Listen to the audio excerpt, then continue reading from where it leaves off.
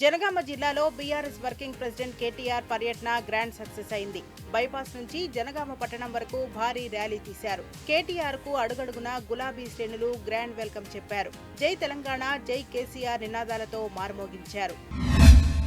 సిద్దిపేట జిల్లాలో నూతన సర్పంచుల సన్మాన కార్యక్రమం ఘనంగా జరిగింది. కొత్త సర్పంచులను మాజీ మంత్రి హరీష్ రావు సన్మానించారు. రేవంత్ సర్కార్ వైఫల్యాలపై హరీష్ రావు ఫైర్ అయ్యారు. పాలమూరు జిల్లాలో ప్రాజెక్టులు పడావు పడ్డాయంటూ గులాబీ పార్టీ సమరభేరీ మోగించింది. మాజీ మంత్రులు నిరంజన్ రెడ్డి, లక్ష్మారెడ్డి, శ్రీనివాస్ గౌడ్ బీఆర్ఎస్ నేతలు సందర్శించారు. 10 ఏళ్ల బీఆర్ఎస్ పాలనలో రాకెట్ వేగంతో దూసుకుపోయిన సాగునీటి రంగం 2 ఏళ్లలో రేవంత్ పాలనలో కుసించుకుపోయిందంటూ బీఆర్ఎస్ ఆందోళన వ్యక్తం చేసింది. ఆదిలాబాద్ జిల్లా రైతాంగం ఎదుర్కొంటున్న సమస్యలపై బీఆర్ఎస్ పార్టీ పోరుబాట పట్టింది. ఆదిలాబాద్ పట్టణ బంద్ పిలుపు మేరకు బీఆర్ఎస్ పార్టీ జిల్లా అధ్యక్షుడు మాజీ మంత్రి జోగు రామన్న బీఆర్ఎస్ నేతలతో కలిసి ఆర్టీసీ డిపో ఎదుట బైఠాయించారు. జోగు రామన్న బీఆర్ఎస్ నేతలను పోలీసులు అరెస్ట్ చేసి మావల పోలీస్ స్టేషన్ కు తరలించారు. అరెస్టులకు భయపడేది లేదని జోగు రామన్న తేల్చి చెప్పారు.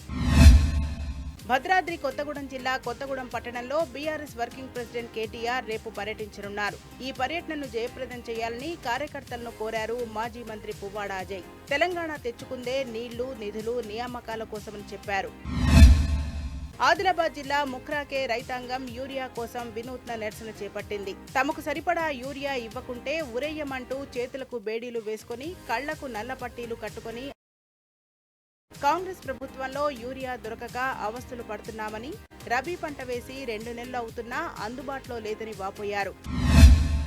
కొమురం భీం ఆసిఫాబాద్ జిల్లాలో తాగునీటికి కటకట ఏర్పడింది. కాగజ్ నగర్ మున్సిపాలిటీ కార్యాలయం ముందు ఖాళీ బిందెలతో నిరసనకు దిగారు సుభాష్ నగర్ కాలనీ వాసులు.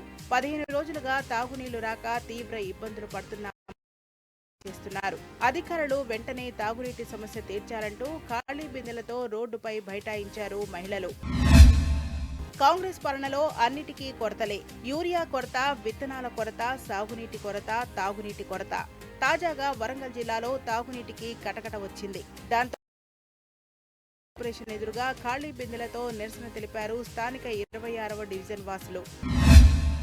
సంగారెడ్డి జిల్లా బొంతపల్లి పారిశ్రామికవాడ దోమడుగు గ్రామంలోని నల్లకుంట చెరువు నీరు కాలుష్యం కారణంగా గులాబీ రంగులోకి మారింది. నీటి రంగు మార్పుపై తమ వివరణను వెల్లడించారు హెట్రో యూనిట్ 1 పరిశ్రమ ప్రతినిధులు. తమ యూనిట్ 33 సంవత్సరాలుగా కొనసాగుతోందని, 12 ఏళ్లుగా ఇదే ప్రాంతంలో పరిశ్రమ కార్యకలాపాలు జరుగుతున్నాయని స్పష్టం చేశారు. మేడ్చల్ జిల్లా జీడిమెట్ల పీఎస్ పరిధిలో గంజాయి బ్యాచ్ మత్తులో 2 మహిళలను విచక్షణారహితంగా చితకబాదారు. యువకులను కఠినంగా శిక్షించాలని జీడిమెట్ల పీఎస్ మెట్లపై బైఠాయించి కాలనీ వాసులు